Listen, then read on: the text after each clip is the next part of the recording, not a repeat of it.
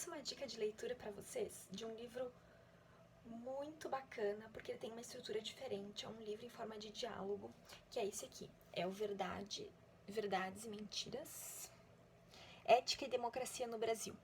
Ele é um livro escrito, então, pelo Cortella. Eu sempre indicando Cortella, né? Sou super fã dele. Tenho mais de 20 livros do Cortella. Continuo comprando tudo que ele publica, vou sempre atrás.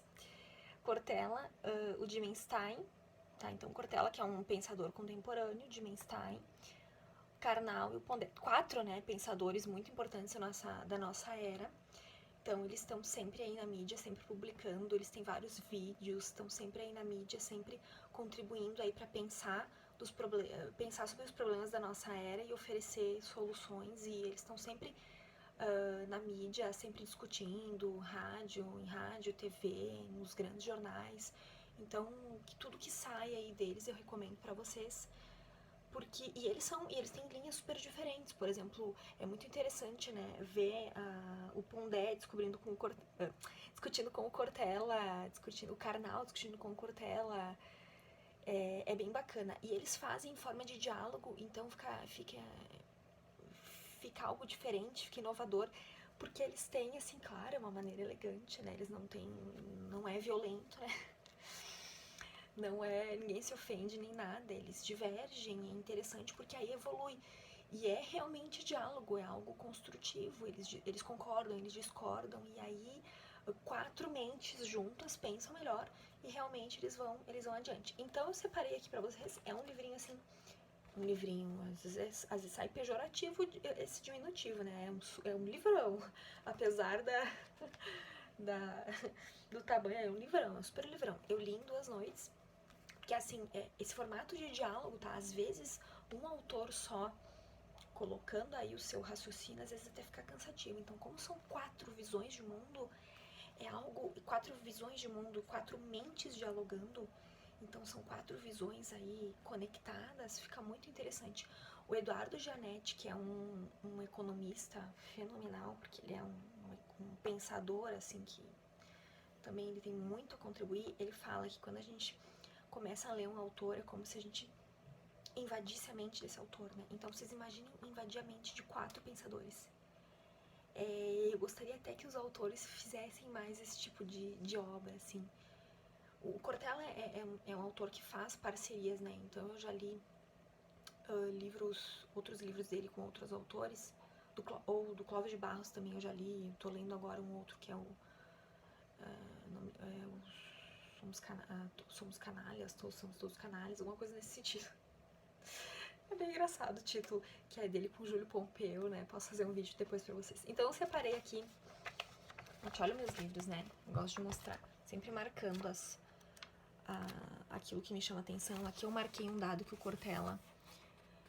Um dado por Enem. Olha eu... Só metade aqui saindo do vídeo, né? Um dado pro Enem. Pra redação do Enem, ó, que o Cortella lembra, ó. Ele falando, estava respondendo pro Karnal, ó, você falava do quanto o nosso capitalismo, nossa economia é travada, mas nós somos a 7ª economia mais poderosa do planeta do ponto de vista empírico. E temos a nação de número 66 em educação. Aí ele chama atenção para essa disparidade aqui. E aí o Pondé fala, estamos mal. Como esse dado é desanimador.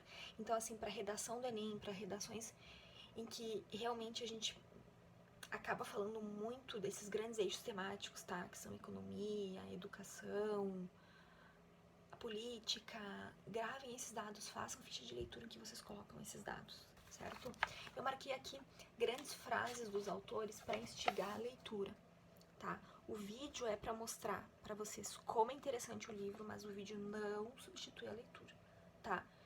Recomendo ter um tempo fixo para leitura, porque eu sei que o dia a dia é corrido, né? Então, assim, claro, aproveitem esses minutinhos que a gente tem, assim, ó, tá na fila do banco, tá na fila do dentista, tá na fila do médico, um pouquinho antes de dormir, sempre aproveitem, tá? É nesses momentos que eu leio. E aí eu marquei aqui pra vocês, ó. Então, por exemplo, frase que eu gostei, que eu coloquei do Cortella, esse dado aí que ele chama atenção, tá?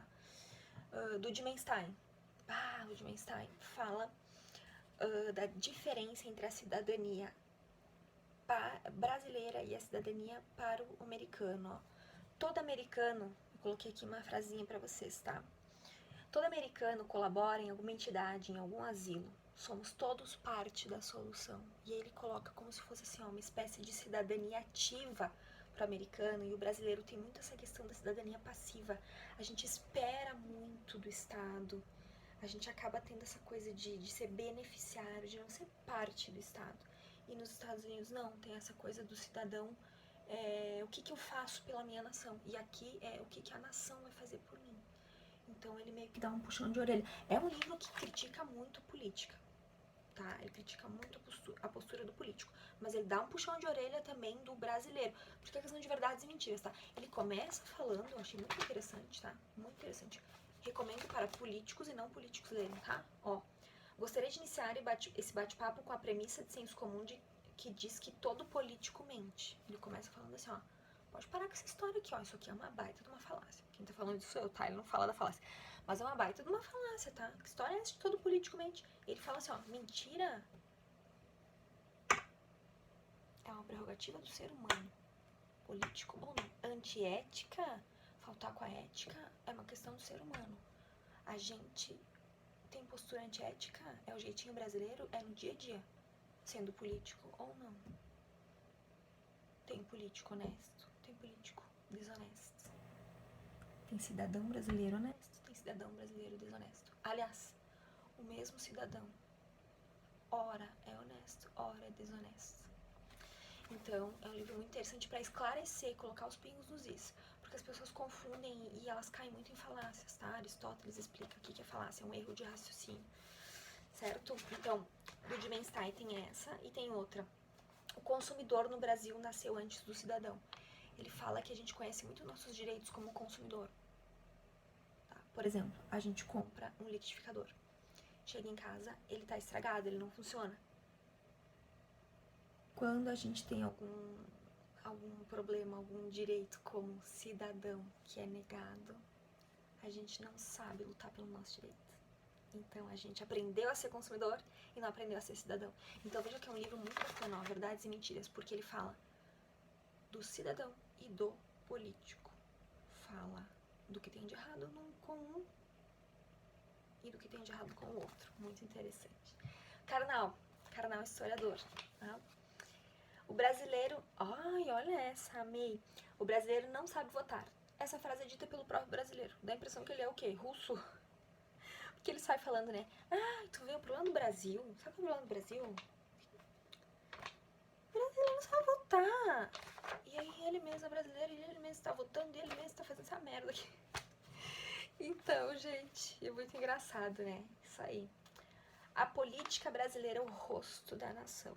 E aqui eu lembro, né, quando a gente... Aquela época do impeachment, né? A gente criticando, a gente com vergonha alheia, né, da fala dos políticos, da postura dos políticos. E aí dá a impressão que eles vieram de Marte, né? Não, os políticos vieram, são uma parcela representativa do povo. Então eles são o espelho da nação, eles mostram realmente o que é o Brasil, tá?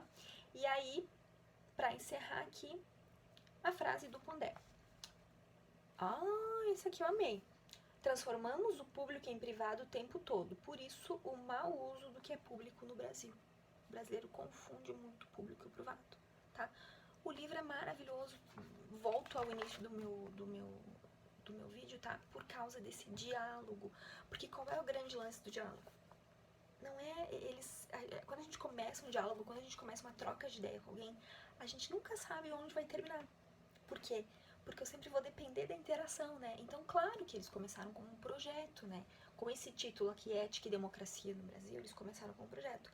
Porém, da maneira que um foi perguntando, um foi puxando o outro, eles foram construindo o conhecimento. E a gente sabe, né, que o conhecimento é construído sempre coletivamente e isso sempre leva à evolução. Certo, gente? Então essa leitura aqui é muito edificante, é muito bacana e dá vontade de conhecer muito mais o que cada autor está produzindo, certo? Espero que vocês tenham gostado, procurem mais leituras e até a próxima!